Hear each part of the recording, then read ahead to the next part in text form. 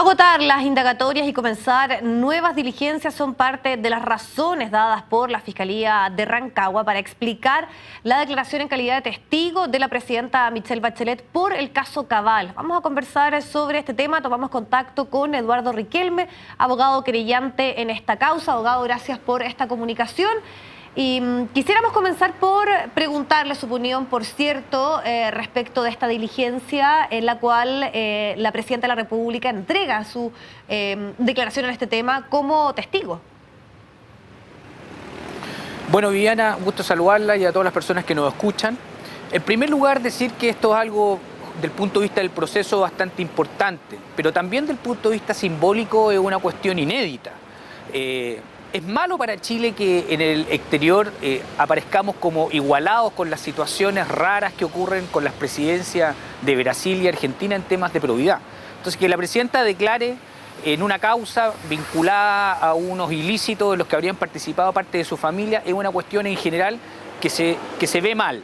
Ahora, en concreto, respecto de esta diligencia en particular, hay que distinguir lo siguiente.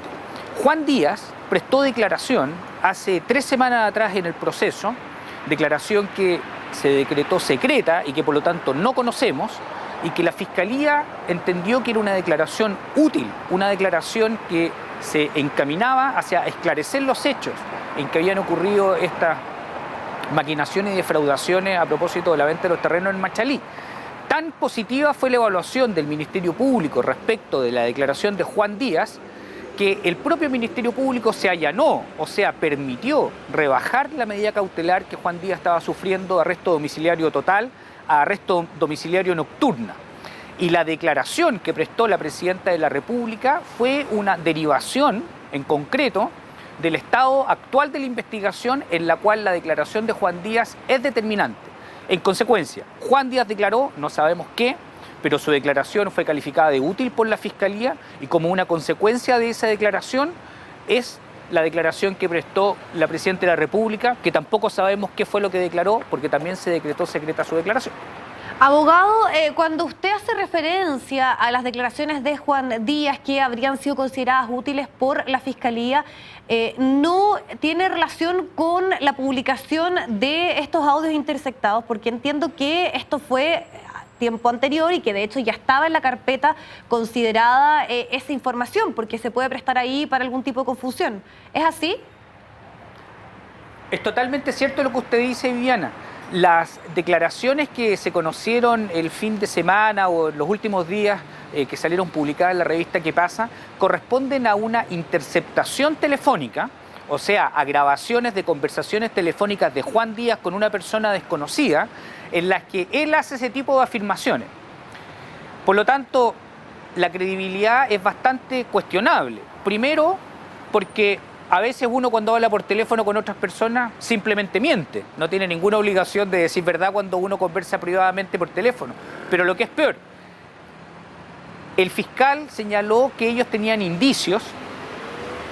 Nosotros no podemos confirmarlos porque para ello hay que tener acceso a una parte importante de la investigación que se ha decretado secreta, pero que ellos tenían indicios que Juan Díaz sabía que estaba siendo grabado, que sabía que sus conversaciones estaban interceptadas y que por lo tanto él habló en el fondo con una segunda intención, como quien dice, para tratar de concretar la amenaza que prodigó al entorno de Bachelet en torno a que si no le pagaban la suma fuerte que a él se le adeudaban, recordemos 800 millones por el negocio de Cabal, 300 millones por un trabajo que prestó para Cabal en la CCU y 47 millones de un préstamo personal que Juan Díaz dice que le efectuó a Natalia Compañón, pues bien, él decía que si no le pagaban esas sumas de dinero, él iba a dejar la escoba, que iba a revelar información en el fondo altamente sensible. Y por lo tanto, si él sabía que lo estaban escuchando, lo más probable es que haya tratado a través de estas declaraciones interesadas de concretar la amenaza que él ya había expresado previamente. Abogado, claro, y también hace ahí también referencias de una forma bien compleja a otro personero político, podríamos decir que es el caso de el exministro Pablo Longueira. Pero llama la atención porque si bien existe un cierto cuestionamiento, podríamos decir, la figura de Juan Díaz, sobre todo por estos audios que se dieron a conocer a la opinión pública, usted señala que sí la Fiscalía habría considerado relevante lo que él dijo y que es a partir un poco de esta información que se toma la decisión de concretar esta diligencia en donde presta declaración la presidenta. Totalmente. Recordemos que, en primer lugar, hay que señalar que la primera oportunidad que hubo para discutir el cambio de la medida cautelar de Juan Díaz fue suspendida. Y fue suspendida básicamente porque todo indica que Juan Díaz y la Fiscalía llegaron al acuerdo de que iba a prestar declaración. Por lo tanto, se suspendió la primera fecha en que se iba a discutir el cambio de la cautelar de Juan Díaz y se corrió para 2 semanas después, perdón, para 1 semana después. Y en el transcurso de esa semana, Juan Díaz prestó la declaración. Y la declaración de la presidenta fue en fecha posterior y es un hecho que la Fiscalía no se opuso a la rebaja de la cautelar de Juan Díaz. Todos esos son datos duros. La cautelar, dice usted que en el fondo... de Juan Díaz. La rebaja de la cautelar, en el fondo, dice usted que es la constatación, podríamos decirlo, de que fue relevante la declaración que él prestó. Se lo pregunto porque se puede prestar para cierta contradicción, que por un lado se cuestione lo que él dice cuando se dan a conocer estas conversaciones telefónicas, pero por otro lado también se considera trascendental o importante lo que sí habría dado dentro, o la declaración más bien que le habría entregado a la Fiscalía, porque finalmente hay un cuestionamiento a él, a su idoneidad o a los intereses que pueda tener al momento de entregar su posición respecto al tema. Por supuesto, que son dos cuestiones distintas. Yo me refiero a los antecedentes útiles que él entregó, útiles porque la Fiscalía así lo calificó de útil y nosotros somos creyentes y colaboramos con la Fiscalía. La Fiscalía calificó de útil la declaración que él prestó hace 3 semanas atrás, ahora, en el mes de mayo, hace 3 semanas atrás, en Rancagua.